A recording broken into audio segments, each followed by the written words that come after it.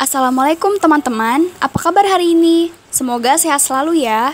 Baik, kali ini kami ingin menampilkan video pembelajaran dari mata kuliah profesi pendidikan tentang bab profesi keguruan bimbingan dan konseling. Kepada yang terhormat, Ibu Ana Widyastuti MPD selaku dosen pengampu mata kuliah profesi pendidikan, dan perkenalkan kami dari kelompok 4. Yang beranggotakan yaitu Andika Rama Saputra, Hiesian Savana, Irba Harisna Putri, Carmila, Miftahul Zana, dan Sekar Adana Riswari. Profesi keguruan dan bimbingan konseling. Di sini kita akan mempelajari pengertian bimbingan konseling, ciri-ciri bimbingan konseling, peranan bimbingan konseling, tujuan bimbingan di sekolah, prinsip-prinsip operasional bimbingan konseling, asas-asas bimbingan konseling, dan orientasi layanan bimbingan konseling. A.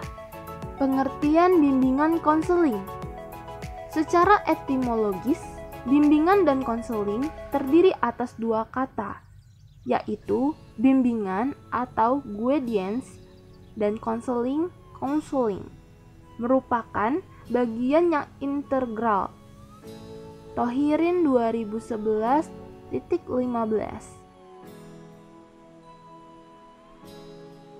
Pengertian bimbingan secara etimologi menurut Winkel dalam Thohirin 2011-15 memiliki beberapa arti, yaitu menunjukkan jalan, memimpin, memberikan petunjuk, mengatur, mengarahkan, dan memberi nasihat.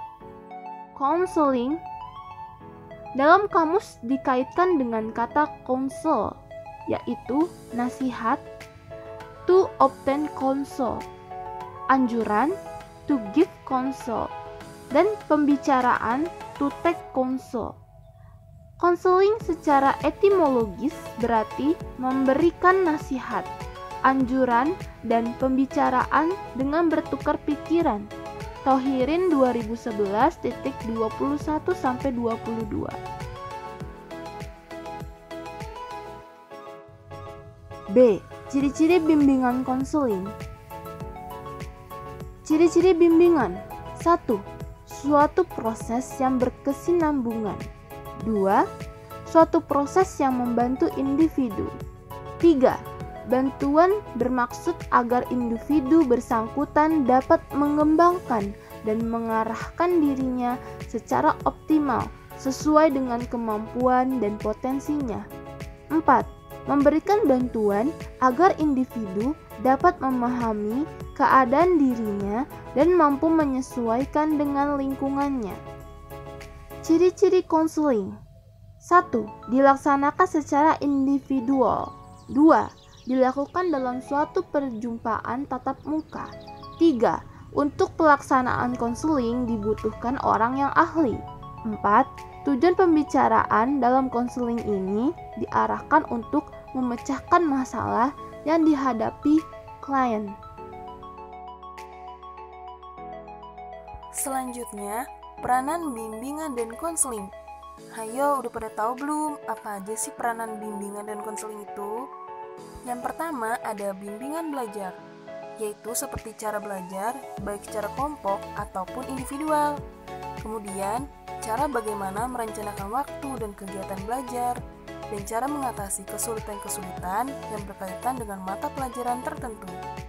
Di samping itu, Winkel mengatakan bahwa layanan dan bimbingan konseling mempunyai peranan penting loh untuk siswa, antara lain yaitu mengenal diri sendiri dan mengerti kemungkinan-kemungkinan yang terbuka bagi mereka dan mengatasi masalah pribadi yang mengganggunya. Dan yang kedua adalah bimbingan sosial.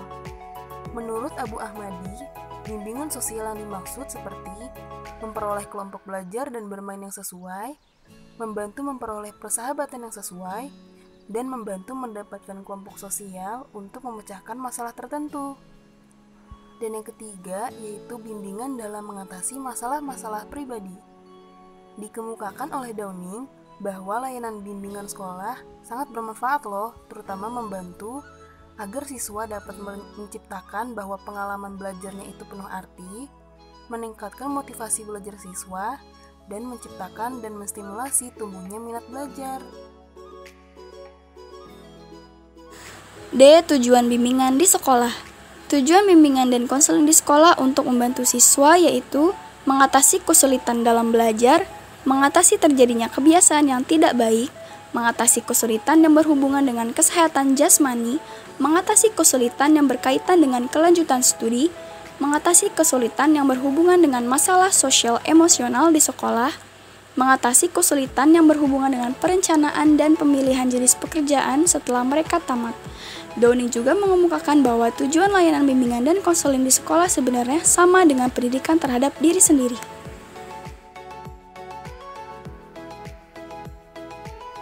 Satu, prinsip-prinsip umum.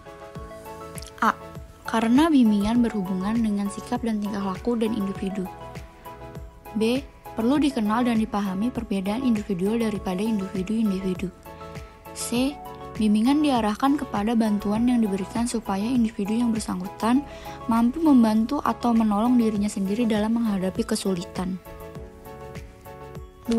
Prinsip-prinsip yang berhubungan dengan individu yang dibimbing atau siswa. Yang pertama, pelayanan bimbingan harus dapat memenuhi kebutuhan-kebutuhan individu yang bersangkutan secara serba ragam dan serba luas. Yang kedua, program bimbingan harus berpusat pada siswa. Program yang disusun harus berdasarkan kebutuhan siswanya.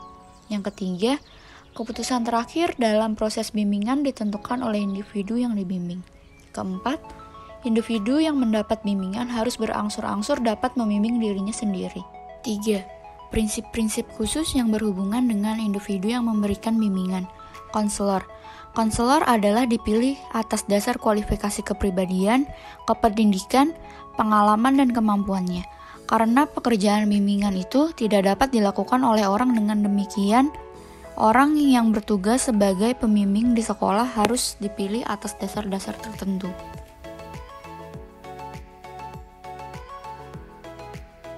G. Asas-asas bimbingan dan konseling. Di dalam asas-asas bimbingan dan konseling ini, kita mempunyai 12 asas-asas. Yang pertama, asas kerahasiaan. Sebagian keberhasilan layanan bimbingan banyak ditentukan oleh asas ini, sebab keberhasilan layanan ini akan mau membukakan keadaan dirinya sampai dengan masalah-masalah yang sangat pribadi, apabila ia yakin bahwa konselor dapat menyimpan rahasianya. 2. Asas keterbukaan. Klien merasa bebas mengutarakan permasalahannya, dan konselor pun dapat menerimanya dengan baik. Konselor juga terbuka dalam memberikan tanggapan terhadap hal-hal yang dikemukakan oleh klien. 3. Asas kesukarelaan. Konselor cukupnya waktu untuk berkonsultasi yang disebabkan ada acara lain, badan atau perasaan tidak enak, sedang mempunyai masalah yang agak serius, dan sebagainya. Kondisi konselor yang demikian dapat menyebabkan asas kesukarelaan ini tidak terwujud. Sebaliknya, jika klien tidak mau dengan sukarela mengemukakan permasalahannya, maka konsultasi ini tidak mungkin berlangsung secara efektif. 4.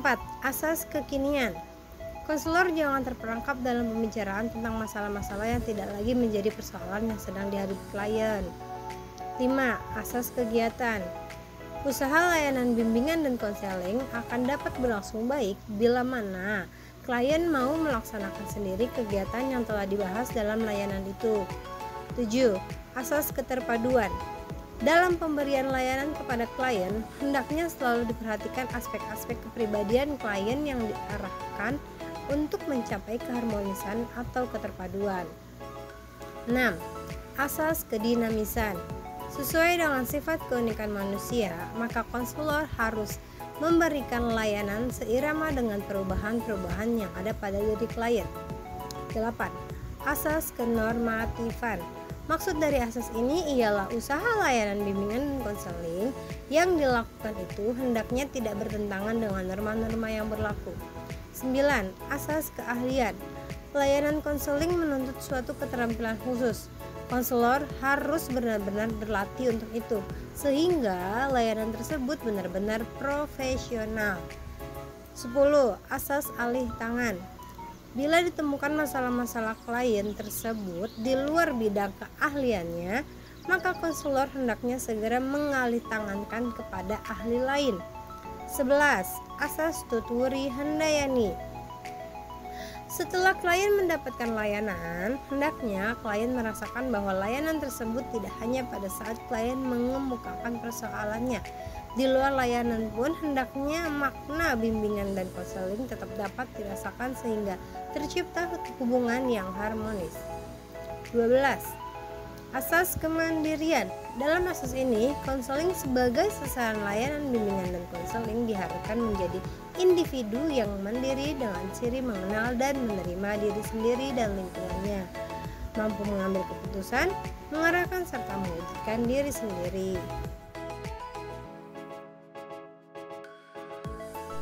Saya Andika Rama Samudra akan menjelaskan materi mengenai orientasi layanan bimbingan konseling.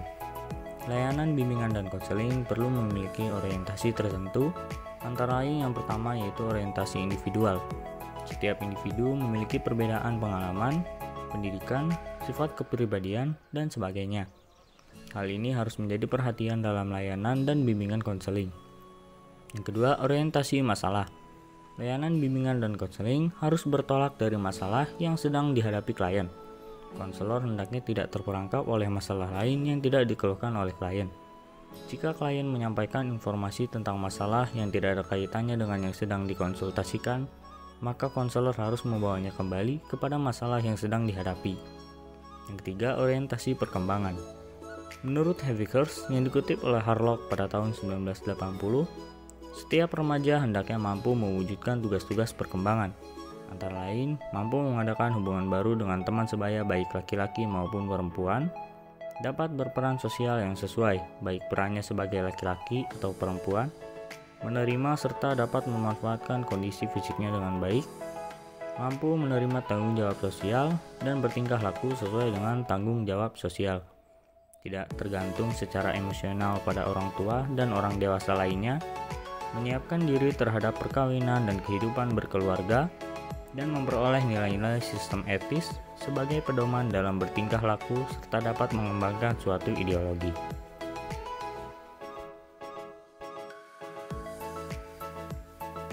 Nah, itu dia paparan materi yang kita bawakan. Semoga bermanfaat ya, dan terima kasih kepada Bu Ana Widyasuti MPD selaku dosen pengampu mata kuliah profesi pendidikan. Wassalamualaikum warahmatullahi wabarakatuh.